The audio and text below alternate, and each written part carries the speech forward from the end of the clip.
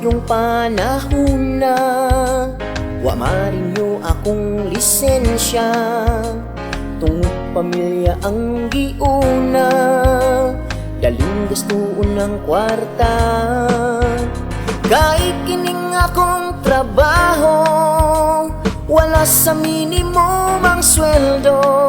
Akong anak kadaghan, napay ginakbay na kong bisyo.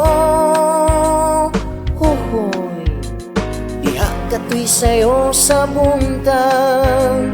Nag-drive ko pa ingon sa syudad, padung sa kong gitar bahuan. Medyo kusog akong dagan, sa kalit lang may ni para.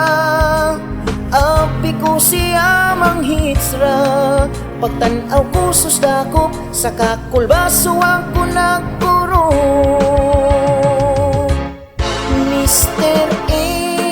LTO, kalit kong giparan nimo. Naday ka sa daplin, wag yun ko kapansin. Wala ra ba taon ko'y license? Mr. LTO, expired pa gyud akong restro. Busa ako mo hangyo, magpakiluoy diha nimo. Diha katoy sayo sa buntag, nag-drive ko pa ingon sa syudad, padung sa kong gitar bahuan.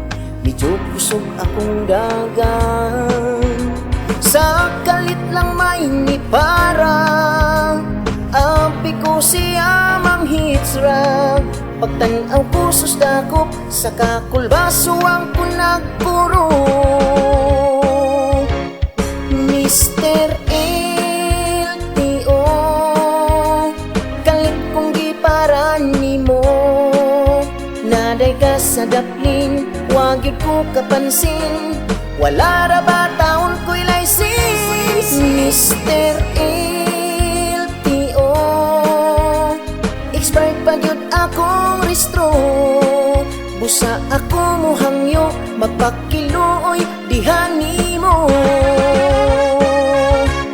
Mr. LTO, kalit kong giparan nimo. Naday ka sa daplin, wag yun ko kapansin. Wala ra ba taon ko'y license? Mr. LTO, expired pa gyud akong restro. Busa ako mo hangyo, magpakiluoy diha nimo. Busa ako mo hangyo, magpakiluoy diha nimo. Mr. LTO, Mr. LTO.